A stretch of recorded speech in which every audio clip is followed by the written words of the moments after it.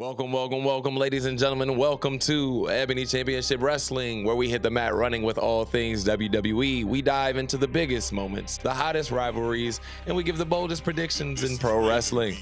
The Bloodline elevates. Coach tells us his favorite things. Griff tells us who he wants to push, turn, and title. The boys are here. Wrestling is cool, and this is the ECW show. Let's get it. I'm keeping it. Fuck it.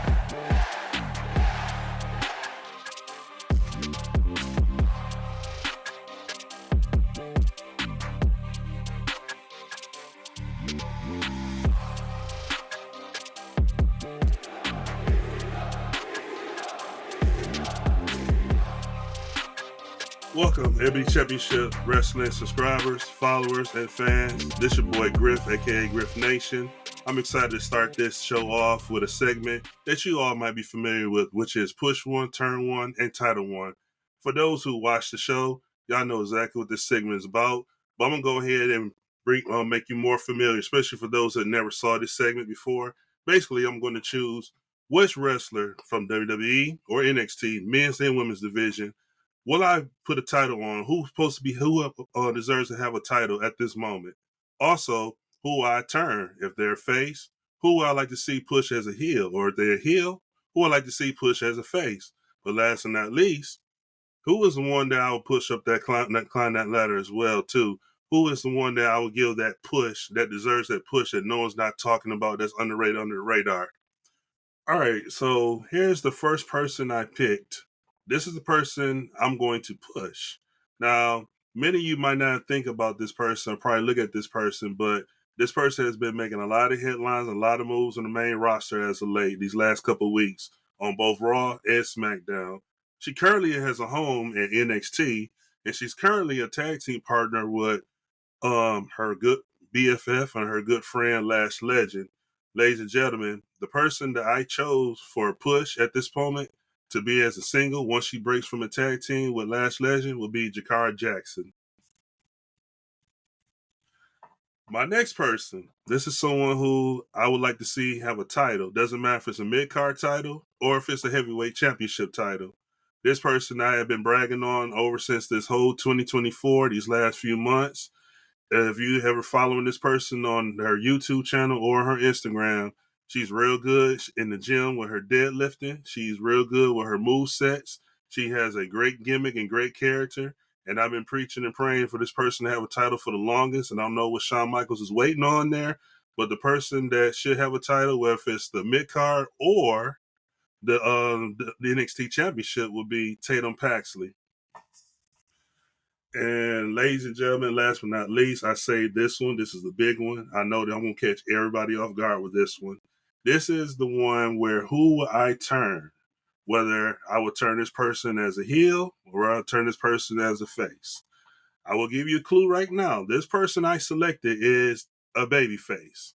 This is the person that I want to see go heel, and a lot of us want to go see heel.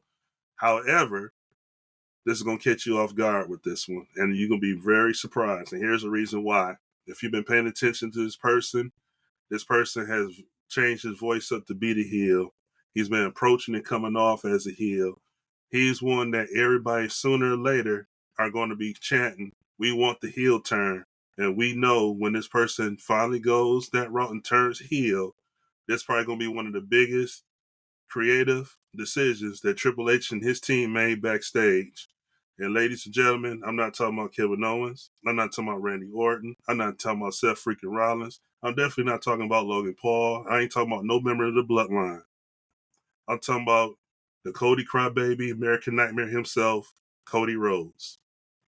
So ladies and gentlemen, I am pushing Jakara Jackson. I am titling Tatum Paxley. And I'm also turning Cody Rhodes as a heel. This is Push One, Turn One, and Title One. And thank you for participating and looking. We'd like to hear your thoughts. We'd like to hear your comments. Whether you like it or not, you know how Griff is. Griff welcomes all the smoke. So if you got any questions, you got any comments, you got any disagreements, please put them in the comments. We love for your feedback. Thanks for watching, and thanks for your time.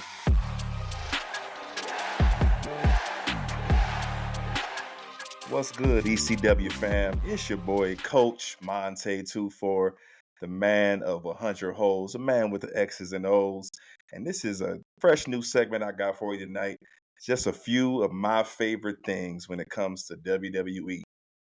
Ever since I was a kid, I always appreciated how WWE built characters over the years. Yeah, I grew up with the golden era, and I must say, most of the characters are trash. We all know that. They were too cartoonish and just simply a joke. So of course, I naturally found myself gravitating toward the classic wrestlers that we all liked, right? Like in that era, like Mr. Perfect, Million Dollar Man, Macho Man Randy Savage, Jake the Snake Roberts, and of course, my GOAT, my favorite wrestler of all time, The Undertaker. These dudes had the type of gimmick that engaged me right from the jump, captivated my mind and my heart. But what I really loved about Jake the Snake was not just how he wrestled, but how he talked. His cold, calculating, menacing, low tone had me hooked, man. He wasn't not just a solid wrestler, and he was the godfather of DDT, but that dude could tell a story like no other on the mic. It was at that point where I loved the art of the promo. Promos is my favorite part of the business because I love smack talk at its best. Especially, I love, when I see these guys set the tone for their match, throw those haymakers back and forth at each other. Not only that, tell me a story or say something that can make me believe in you as a fan. Tug at my heartstrings and make me get behind you. I'm sure you guys feel the same way, WWE Universe. The promos always got me emotionally invested through that era. Not only Jake, but it was Dusty, Ric Flair, Stone Cold, John Cena, and The Rock. I believe that The Rock is the greatest to do it because of his wide range of smack talking. Those crazy jokes and punchline that he always had, and his ability just to rip on his opponents at any given time on that mic. All these guys brought it, but there is nothing like a classic Rock promo segment. You guys know that. But, of course, these days in the business, not all promos are created equal. Some guys can hold their own like LA Knight, and, most others got work to do. That's why the latest talent that came up under Dusty Rhodes was so special, and they still doing their thing in the business to this day. Promos are just a must-have for me because I love to see not just who will have the edge physically, but who's going to have the edge psychologically. So for every big match in WWE, I got to have that fire promo all day long to get me ready and bought into that match. So ECW fam, let me know how you feel. Feel free to drop in the comments a few of your favorite talkers of all time on the mic and some of your favorite promos. Definitely would love to see what you got. It's Coach Montay 24. I'm signing off, but I'm never tapping out.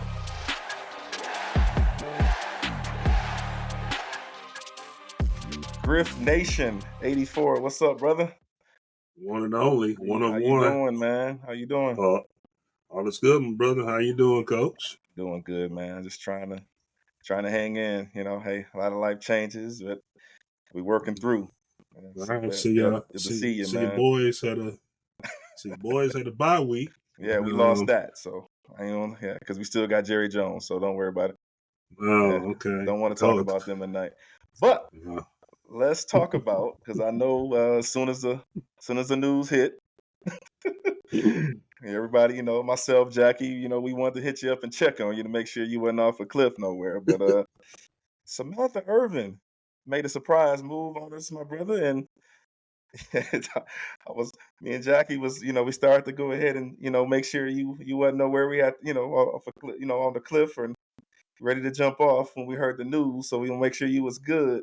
How do you feel, man? It was a lot there. What you thinking?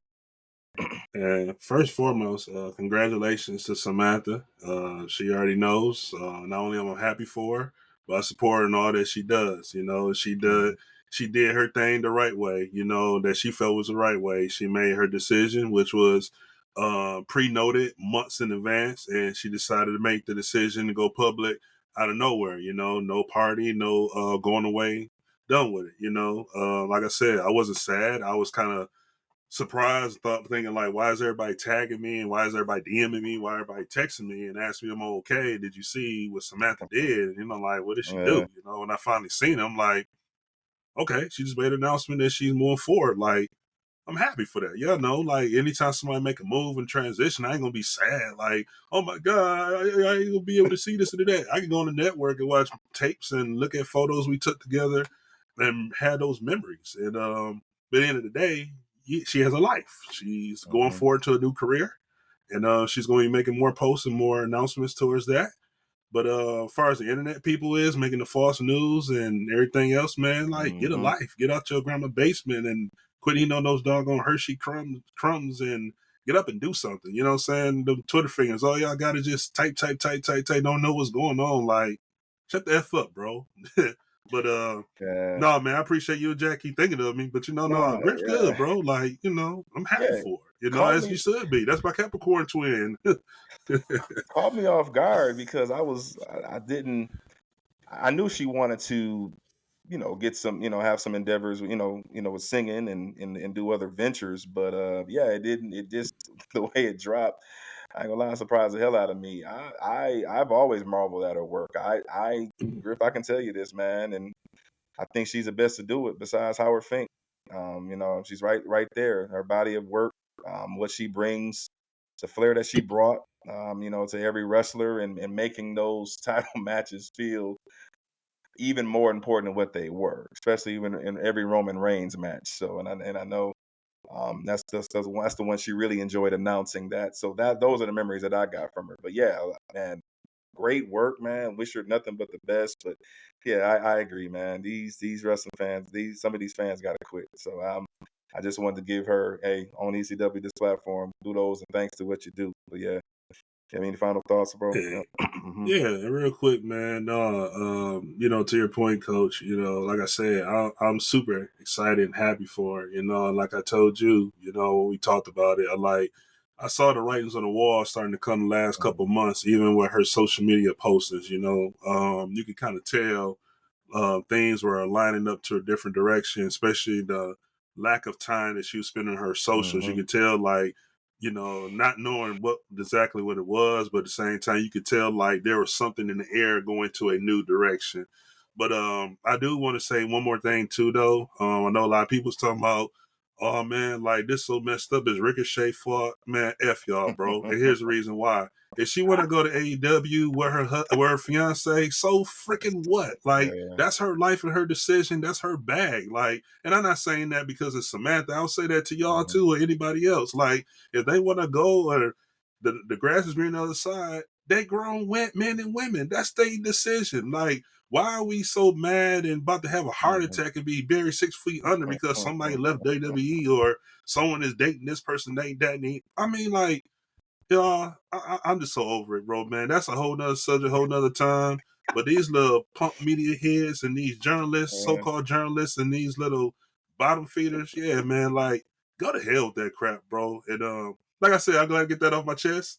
Conversation, bro. It's good talking with you as usual. I'm glad we get to do this on camera instead of privately on the phone. But yeah, man, F these cats, You bro. But you got my brother. congratulations, Samantha, man. We so proud of you Yes. your next step, your next journey.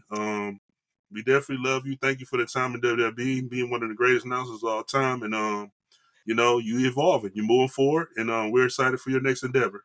Do your thing as long as you don't give us that all elite too quick, too soon, what I'm saying? Nothing. Let's make, but we wish you the best. All right. Let's get back to the No rest of the worries. program. Let's join our brother Jackie. Let's get it. Thanks for your time, my brother. All right, boys, welcome back. We're going to move on now to our favorite segment, the lightning round. Going to give you guys some topics. We'll go over pretty much everything that's happened over the last 2 weeks as we have been absent.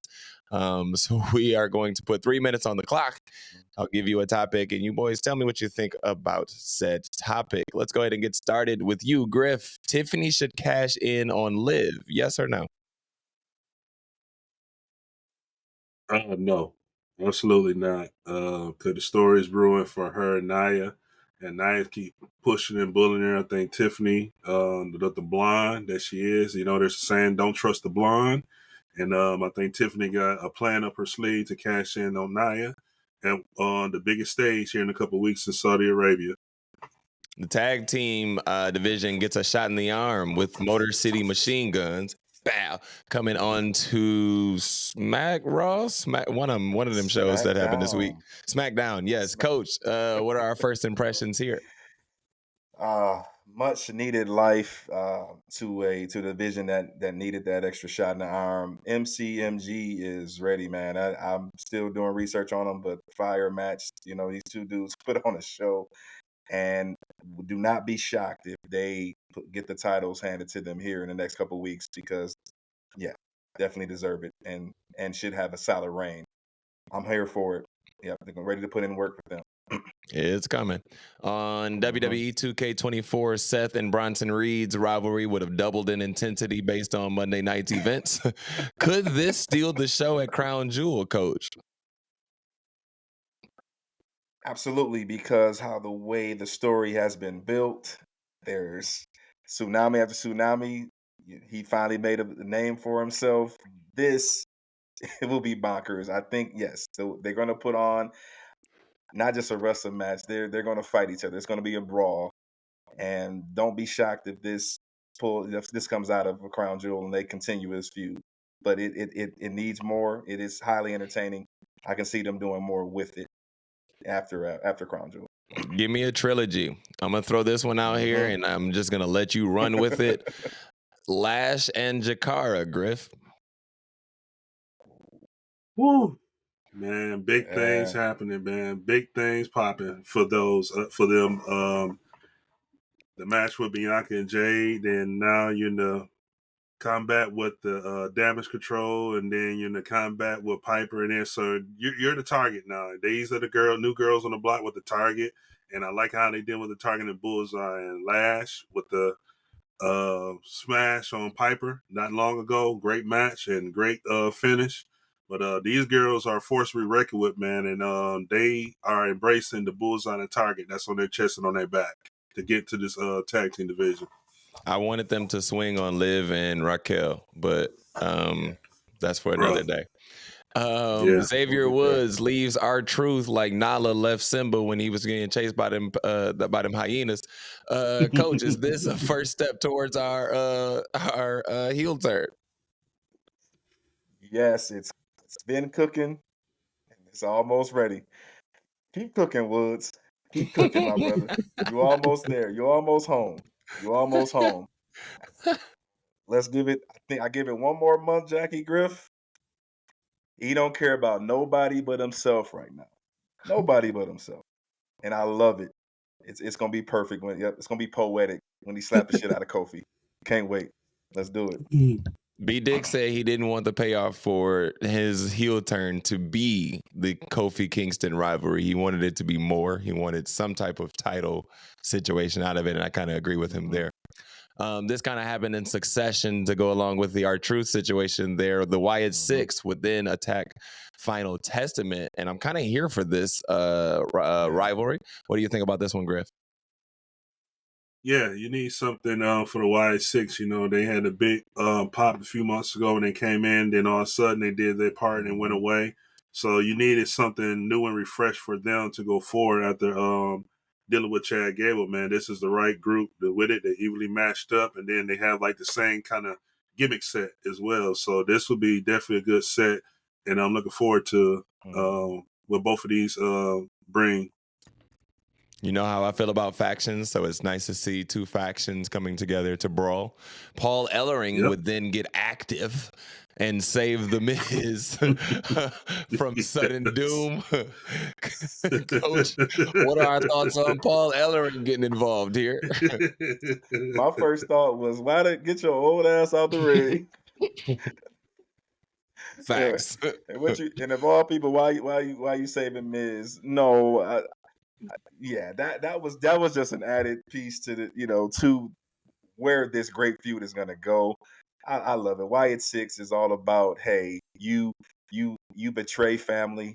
If they're here to basically to they serve as those superheroes, those dark heroes, anti-heroes, and I'm loving everything about what they do. They go up, they do what they got. They did what they had to do with American Alpha. Yeah, American made now. Whatever they I are. confuse it though. Whatever their Yeah. name is, but they went off TV for a little while and came back and just right for this new feud. So I'm loving everything about it. I said this to Brian earlier, and I kind of stick with it now with the Wyatt Six attacking Final Testament and Bo Mhm. Dallas, Daddy Yankee, or whatever his name is called right now, having his history with The Miz. Mhm. He like The Miz being the mouthpiece for Final Testament at some point could actually elevate The Miz to a different level of heel and Final Testament to a different level of faction, because The Miz has been Yes. awesome for however long. It would be nice to see him cut those heel chops, in a different way, and that could come with Final Testament. Yeah. Griff, what needs to happen next in the Liv Rhea Dom storyline for you? Hmm. So, I'm kind of over it, to be honest with you, because the yes. title reign has not been used because of the storyline, for one. Secondly, I don't know what other direction they got for Rhea once this is all said and done. And third, man, I'm ready to see Dom get back in competition mode, man. Yep. I get the whole story and the gimmick that's going along with this right now, but I ready to see Dom like get in this competing phase, man, and boost himself up, man. But I just think he just with the storyline is kind of like holding him back. But Mm. yeah, that's just my thoughts on that at the per time. I'm just over this title reign because it's not being used and competed because it's just those two going back and forth. Yeah, would love to see this come to an end sometime soon. This question is to both of you. Who is the primary champion, Gunther or Cody? Coach, let's start with you, and then Griff will go to you next. From the in-ring standpoint and solid defenses and the work that he's doing, I'm going with the ring general Gunther. Yeah, that was my absolute pick and my reason as well too is Gunther. There's not much more, to say and go behind that, this in ring and how he's coming out handling his promos and Mm-hmm. backing his stuff up. He's not being forced or like making you believe who he is. He's coming out with a smile like, okay, I see you in the ring. And when he see you in the ring, he handles that business and take care of it. So yeah, Gunther definitely unanimously. I think Even with though him this, adding the element of sorry, Goldberg, go ahead, Coach. I loved it. Like he's doing his best work now. He's just being an asshole. When you put in the Goldberg phase, the Yes. Goldberg factor, how the way he did that, I thought that was brilliant. Yep. Go ahead, Jackie. That was awesome. Yeah, two things. Brian has pointed out, Mhm. like, Gunther has been his favorite promo as of late because he just don't care. He's Mhm. just talking shit, and it's like it is what it is. Yep. Yep. But even though the production of this crown jewel championship, it seems clunky and it seems forced, it seems bought.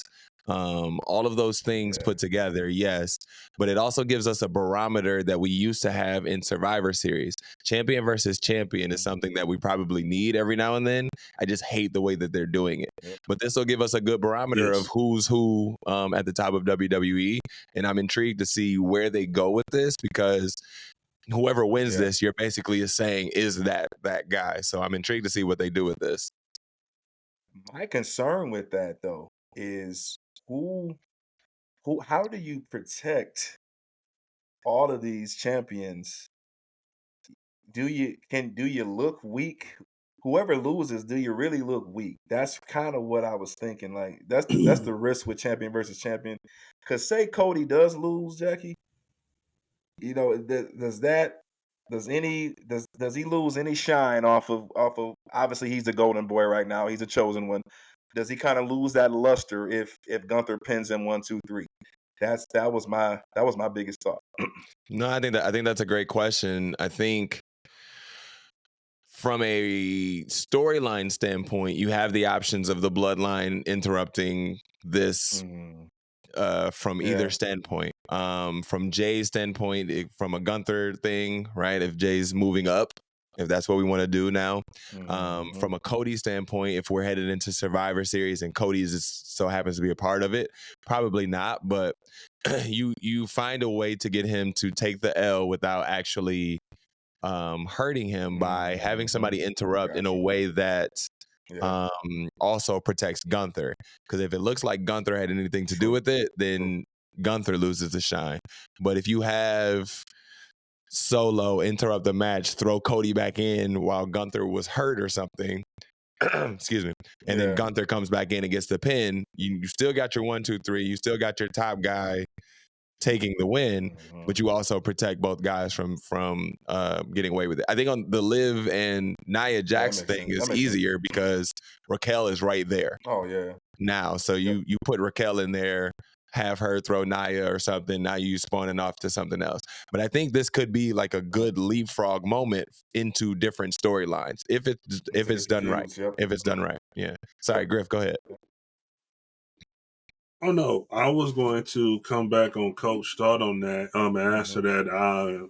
Cody lose it. I don't think Cody will come off weak because we already know the direction Cody is coming from, the direction Cody is getting ready to come from, and this is where I stand right now because the number one person that ain't been brought up is Kevin Owens in this situation, and I think this is just a flaunt of like, hey, they don't want me to come to the show, they don't want me to do this or that. You know, to make Gunther look strong in this, it has to be a situation where when Gunther's down, or you know how he had the long matches, Gunther's down, catching his breath, and his back is turned. Out comes Kevin Owens to attack Cody, and then once Cody goes back in the ring, Gunther has no idea Kevin Owens came out there and did that. So now Gunther capitalized. Boom, boom, boom, boom, boom. There it is. So, but then Gunther later finds out that KO got involved, and then Temple the Gunther faction talk his stuff and move forward. Like, okay, they ain't my business. That's your business. I got the belt now. Like, I'm moving forward. So that's the situation I'm believing that's going to happen. That's going to make Gunther look strong in this. Is this a KO interference that he's not going to be aware about? So that makes sense. Crown Jewel will be full of shenanigans. So I guess we're here for it. Yeah, Griff, you just eloquently said what I could not say, but thank you. But that takes us into our co-main event for the night. Let's switch gears now and talk some real talk here. Let me say this. I want to get this off my chest really, really quickly, and then I'm going to open the space for you guys. Kevin Owens' production matches that of the Bloodline in its infancy. Okay? Because we didn't know what we were truly watching when Roman first got started. We didn't know what was happening in the beginning, but I feel like the production of his heel turn right now has everything that you want and need from a 2024 storyline in WWE. All the way back to the intrigue of the video that WWE never really acknowledged when he jumped Cody. They never said anything. To KO interrupting the Black Girl Magic situation that was supposed to be happening 2 weekends ago, and sent the whole internet into a frenzy, sent everybody into a hole because of KO, right? Griff included. I was like, no, you dare. I've been praying for this moment. I dare you interrupt this, dang it. to Randy Orton striking Kevin Owens, and then Kevin Owens playing the victim in all of this, and then to beating his ass in the parking lot, right? To the video manifesto last week in the car. So this whole building of this storyline is brilliant. To your point, Coach, like what's going to happen next, we don't know. To Griff, to your point, he could get involved in that match with Cody and mess that up some way, somehow, and move us forward. But like, you don't know what's going to happen next with this. And I think this is comparative to what the Bloodline was doing very early on. Punk and Drew continued it. They started us going in the right direction outside of the Bloodline.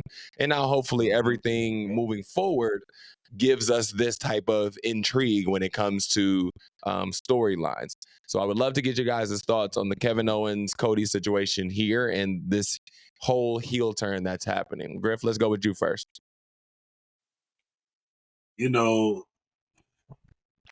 I do want to bring up because I had noted this last week in my notes, and I couldn't wait to finally bring this up. And this is a great way to introduce it. So let's start with the root, with the whole bad blood and the behind the scenes. Hey, you guys noticed and was aware that it was not one WWE camera or production in sight when that happened? They started this with a fan base or whoever was there that got the footage, and then it just started from there. Like, again, for those watchers in our group here, I want to say this again. There was no WWE cameras, no producers, no production team that was there in sight to capture that. That was literally done on purpose in a hopes and faith that because everybody is in this internet and like to pick up their phone and record everything, if we do it at this spot, we know when people are exiting the building, they're going to be like, oh, that's Kevin Owens. There is American Nightmare. Let me get my phone and record it. Not knowing there was going to be an ambush and attack. They probably were just thinking, oh, they having a good conversation. They finna go in there, get some coffee, and go in the bus and chill and kick one back at the Roman and Cody victory. Next thing you know, it bite out. So my point to that is to, like you were saying, Jackie, when you introduced this segment, the biggest thing for me was how it all started with a fan who is not employed with WWE payroll started off with their phone and not a WWE camera or production crew in sight to capture that and start that. I love this. I've waited for this. I've called this 2 months ago, but the way they did it is just that is brilliant. I mean, that when I talk about their cooking, the first time he's turned heel numerous times. It's the first time he's did it in this new age kayfabe way, and that's freaking brilliant. Um, if you notice, I do believe Jackie Griff that they are setting up a big feud with him and Cody, because if you notice, not only he's trolling Cody too. He's wearing the shirts. I think in that manifesto he's wearing the American Dream shirt. So yeah, just catching the little things. He's wearing Cody's stuff. So they're all signs are pointing to a major match with these two, and it's brilliant. And then also, Randy's still intertwined in it. Randy tried to get his hands on him on Friday night. Triple H is holding the cards because right now he's suspended. So there's some things going on that's still going to be unfolded. So we might see, obviously, there's no production, but there's still a lot to see as far as how the WWE officials will get in. So Triple H is going to get involved. So yeah, this has got the makings to be shit damn near one of the. How are you going to follow up a CM Punk Drew feud? This is where it's going, because they got to give us something good, because the way they're laying everything out. So yes, this feud is, hey, take my money now. This is going to be brilliant. Yep. Yeah, but I think this is how you follow up that Drew CM Punk, right? You have to continue to write good stories, and I think they're tapping into. They're tapping into a world of WWE where everything is starting to roll, right? If you look at the Bloodline, it's starting to pick up its own intensity, starting to starting to steamroll a little bit, and we'll go to that next. But also, like, the women's division is starting to pick up. If you notice, like, you're starting to see a little bit more action between them, especially the tag team. To your point about Jakara and Lash, like, with them coming up, you see now, like, they're going off like gangbusters. But the whole production of WWE is starting to pick up, and I think the best thing that's on TV right now is Kevin Owens and the things that he's doing. The Bloodline is always going to be the Bloodline, but Kevin Owens is on a different level right now, because, to your point, Griff, he doesn't believe he's the heel. This isn't your normal heel turn, because in his mind, he believes he's doing the right thing. He believes he's the victim, and I think that's so much different than him normally attacking his person because of his various reasons, attacking Sami Zayn or something. But right now, he doesn't feel like he's the person that's doing the wrong thing. He thinks Cody is wrong, and he thinks that Randy is wrong, and I think that's what's making the better TV. Yep. Yeah. For sure. Agreed. And with that being said, let's talk about Monday night before we get to Friday night. Monday night, Braun Breaker wins over Jey Uso. And last week we didn't get a chance to talk about Jimmy coming back and Jimmy trying to pull the band back together is what I'll call it. Trying to get the family back together. And when the 1, 2, 3 hit, I was like, that's an interesting choice, but I also understand that he needs to get involved with the bloodline. So what are our thoughts on Jey Uso taking the L that he took? Coach, let's start with you here. Very necessary. I was shocked Okay. from the beginning that Braun even lost it. Yeah. So I was cool with Yeet Nation getting their 30 days of shine. You had it. 30 days. Now it's time to get cooking to the real shit. So, and yeah, I'm fine with it. Jey Uso doesn't need to be anywhere near a title. We all know what this is about. We have to get into this feud to take us into 2025, and they're getting ready to do some of the best work in these next few months. And you does not need a title. Nobody needs a title inside. Even Tamatanga and Tangaloa. Yeah, and we'll get to that. We already know. But Jay, yeah, I was happy. Leave it on Braun Breaker. That was great work. Hey, I'm not gonna spear you. Yep, I'm not gonna spear you yet. Yeah. He doesn't need to be a face. Hey, let him cook as a heel. Let him have his title reign. And listen, I love when WWE does it. The match tease when the face off for future matches. That's the highlight of mine. That's why I watch now. Now, hey, take my money for Jacob Fatu and Braun Breaker any day of the week. But yeah, but yes. But to your Give point, me what I want. Jay, I'm happy. I'm happy it was done. Now on to the good stuff. What you think, Griff? I'm just so bad at Triple H taking that belt from my boy. Nah, let me be real. I'm not mad at all. No, I'm not mad at all. I'm just teasing y'all. You know, I gotta get on the cookie crumblers, the Tweeties in the basement. So, no, actually, Jackie plays a big part in this, and I'm gonna tell you why he plays a big part in this. A couple weeks ago, he asked me a question like, "What is next, and who is the next person in line for Jey Uso?" And I don't know if you guys remember, but I picked Dominic Mysterio. I saying that and bringing this up because when we talk about the payoff, I believe this was a moment where he deserved it.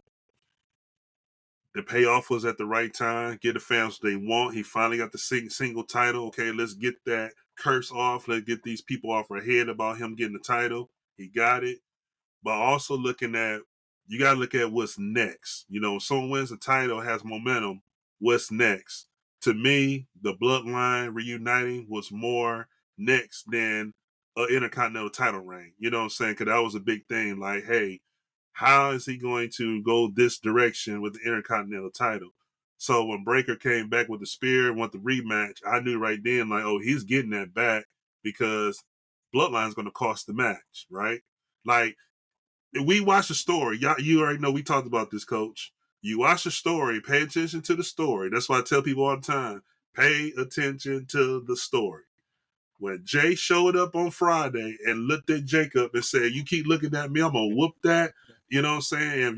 If I see y'all again, it's gonna be problems. Y'all already know if you pay attention to the story, what's gonna happen in the hood, y'all. If you come on that show on Friday, you know these cats gonna show up on Monday, outnumber you. You know what I'm saying? So it was a given. So no, Brian I knew was going to get that back. It makes sense because you have purpose and plan for Brian. Jay has a different purpose and plan going forward that excludes the Intercontinental Championship. So no, I'm not upset that he lost it. It was just, hey, he had his time, the 30 days of glory. That monkey's off the back now. Fans can't talk about it and complain no more. Here we are. Was it 30 days? Is that what the total number was? 28 to be exact. 28, 28. close to 30. I think 27, 28. Okay. Yeah. Okay. I think he had one he had one defense, Woods. I think he had one defense. One, yeah. Well, two. He lost the second one, but he had one successful one. No, they fought once before. Then he beat Braun straight up once before on Monday Night Raw. Like other than the title. That's to get the title. I was talking about after. Yeah. Other than that, get the I thought he beat him once before. After that, I might be tripping. I could be tripping. I'm tripping. No, All right, no. that's fine. I'm Mm-mm. tripping. Yeah, I'm yeah. tripping. I'm So, tripping. You good? But you brought it up. You brought up Solo and them and Roman mhm. wanting to acknowledge Solo, but now realizing that they need to be on separate sides. Jay is asking um, why he is splitting up the family, is which the part that I wanted to bring up to you guys. Jay asking that he's splitting up the family and then going over and finding Fatu and the Tongas. That particular line tells me that they're like foreshadowing something else to happen here. What are our thoughts here on them being afraid of that group is what I'll say. Open discussion. Mm. It's something. It's Jay's promo with that. It, like you said, it told me something that's something very deeper behind the scenes that we don't know, or something that we are getting ready to know. But for some reason, it's the fear. Because even if you look in Roman eyes, y'all, even Roman is telling it in his eyes, like, man, I know, like, to swallow my pride is kind of hard because I know I need backup, but at the same time, I'm the tribal chief. Dot, like, I got to knock this out. But you can see his eyes. He know he can't conquer this by himself either. Sure. But it's something deeper, Mhm. maybe something personal with that family and that set of cousins that has never been brought up and told, that is soon to come to light. Before, Yeah. especially when Jay come in to say what he said, for Jimmy to come back and help out the way he did, and how they took Jimmy out the equation. It's something more of a dark, dangerous, hidden thing with them. And because it's Solo had that connection. It's almost kind of like how you're that one cousin, that one family member that want to be part of this family group, but they always kick you out because you ain't the oldest, or you're not old enough to be with them. So you Mhm. side with this family, this group of people, where they bring you in, but at the same time they're beefing with these. So now you're considered like, oh, well, since I'm not included here, I'm gonna go on over here. And this is where I feel like Solo is. It's like he has made a connection and have a better relationship with the darker side of the cousins of the family than his original siblings and his cousin Roman. Yo, as soon as I heard that line, I was like, man, I ain't never heard y'all this weak. Like, I'm like, why y'all being weak right now? But he did say, he said, you know, we supposed to stay away from them. I was like, what? Okay, well, tell me more about that. So but hey, the way Right. Tamatonga coming up, yeah, all that's something different. You know, all that crazy shit they be Our doing when cousins on don't the do that mic. over So here. yeah, our cousins No, don't do that over here. So no, they've been no, no, it's two bloodlines though that move completely different, and it makes sense. And now, okay, and maybe as we get the war games, to Griff's point, they'll tell us why. Why is that? Why is it that fear there? Why is Roman coming out here? I'm like, man, I'm gonna have to acknowledge Solo. Like, I'm like, come on, Roman, you the OTC. I need it. My gut is, hey man, let's get stronger. What's wrong, bro? Like, you supposed to still be out here on your shit, and this, I'm still trying to get used to Roman in this element. That's so I know it's something different. Yep. It's a little tougher to swallow knowing that he's a little Mm-hmm. vulnerable right now, is what you're saying. But Yep. after Yep. being, Yep. 4 years on top and 4 years of Mm-hmm. undefeated and, the guy. And so it's tough to see him in this light. Yep. I understand. I understand. Yeah, it's But different. to Yep. that point, and to that point, Solo has stepped up his game since taking over his version of the bloodline. I remember seeing a video of Yeah. like Solo's not the right guy. And it's like, I don't know about that one, man, because before when he was on NXT, he was cooking some cats as the street champ. And Mm-hmm. so Yep. yeah. would love to get your thought, Griff, on his performance as the new tribal chief and what Mm-hmm. he's doing. Because what he said about having tickets to Raw the other night, hilarious to me because I popped 100%. So love to get your thoughts, That was Griff. awesome. I would tell you my favorite pop from Friday. I don't know if you guys picked up on it, but when Jay came out to the ring, he came through the crowd. Solo looked at him. He said, "Man, get up there and just do your yeet, bro. Like, just get do up it. there and just do it. Yeah, just do it. Come Like, on. I know you want to do it, bro. Just quit looking at me. Just do your yeet, bro." But no, man.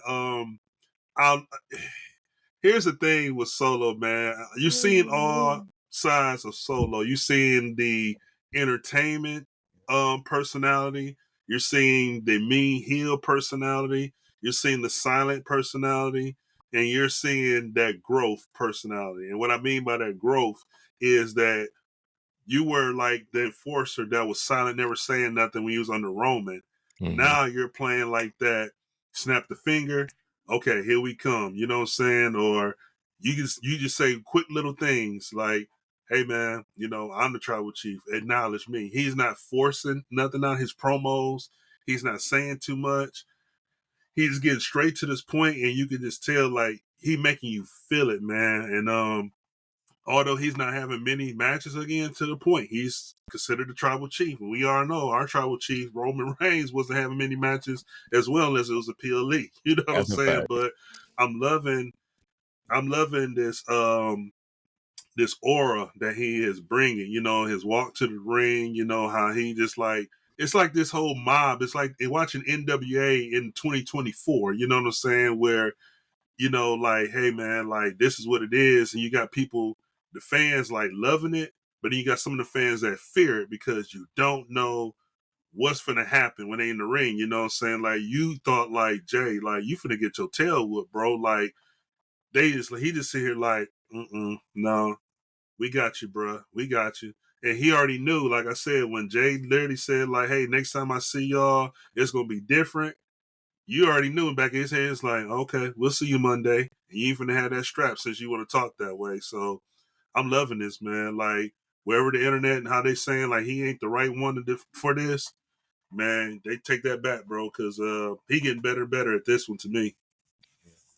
Everybody popped, Jackie. I even rewinded that on DVR just to see him do that again. He had his Yeet shirt and he had his tickets, so that had me. I was laughing my ass off too. That was the moment of the night. And he said, "Well, what you doing here, fool? Hey, idiot! I'm here to help you." Yes. Like all that, like he said, "What you doing? Don't mess up the match, homeboy." He said, "I'm here for you, brother." So like all that was classic. No, long story short, man. I think when the 2.0 Bloodline came out, they were all trying to figure it out. They was all trying to get their footing, and I think they're just letting Solo finally be himself. To everybody's points. So yeah, let's let him cook, let him be who he is, and it's more natural now and it's more fun. So I'm loving every bit of it. But more importantly, man, the Solo Roman match is coming because he did crown him. Remember, he set this point in the match. He set this point in their last match at Bad Blood. You said I was the one. That's what I keep referring back to. And he's walking in all that swag. Roman anointed him, and we're getting all of that. So yep, that's what it is. Which is real, right? Like back in the time when Jimmy was trying to say that he was the number 2 guy and Roman said Solo's name. That was a while back, and now we're seeing the fruition that come to fruition. So I love everything Solo's doing right now. I think he's comical. I think he's the right type of intense when he needs to be. Jacob Fatu is the same thing, right? As intense as anybody is on the roster, but he still has those small comical elements. Tungaloa is out here, just beasting cats, doing things that Tungaloa does, he gets a bad rap on the internet, but it is what it is. But I think the whole group is its own entity. It's its own bloodline. It's not Jimmy J, Roman, Solo. It's their own thing. And I think WWE has done a great job with this storyline to push out bigger stars, and I can't wait to see what the surprise is at Crown Jewel, because something's coming. So I'm interested to see what happens moving forward. Let's take it to final thoughts, boys. Real quick. Yeah, go ahead, Griff. You're fine. Go ahead. Oh no, I was gonna say this real quick before we go, man. Can y'all really let's look at Jimmy Uso real quick, right? Can y'all really say that Jimmy always had Roman back. Even when Jimmy turned on Roman and super kicked him last year, it seemed like Jimmy was always like that one cousin that anytime you popped out of alignment, I'm got your back. I'm gonna pop you in alignment. I'm gonna be the one to tell you the truth. I'm gonna be the one that's gonna knock some sense into you. I'm gonna be the one that's always gonna be on your side. But when things go wrong, I ain't afraid to like challenge you or put you in your place. Do y'all really see that? If you're looking back to last year when the Usos went against Roman and Solo, and all the times that Roman was on Jimmy, can y'all really see even now? Jimmy has always been on Roman's side, even the good, bad, and the ugly, to where we are today. Yeah, I can see a little bit of that, and which is why that promo segment they did a couple weeks ago was so special. Like Roman finally gave him his flowers. Hey, let's give it up for Jimmy. Everybody acknowledge him. That was basically that was basically the meaning of that entire promo. And I thought that was great. That was classic. But yes, to your point, I definitely can see that. I'm thinking back to all of those like vignettes with Roman in the back with Jimmy and Paul Heyman. And, Jay was outside of that group for a long time before he decided to come back to the fold. It's true. Before he came back to the fold, then I think Jimmy left at one point, came back, right? And then Sammy joins it, right? But I always think about the main elements of the bloodline from that side has always been Jimmy and Roman and Paul Heyman. I think Jay was there, but when Jay left, that was the end of that. But from its inception, Jimmy has, once he returned and finally fell in the line, he's been in line ever since. I don't think there's ever been a moment where he has deviated from that other than trying to protect his younger brother, Jay. So I to answer your question, Griff, I think the love has always been there. And I think they're doing a good job of like selling it right now. And I don't know, man. This is good TV. This is good wrestling TV that we're seeing, and I think there's nothing. There's not much that they can do to miss right now for me, as from a bloodline standpoint, I should say. Yeah, agree. All right, boys. Let's go ahead and give our final thoughts and get on out of here and close this thing down. Coach, what you got for us?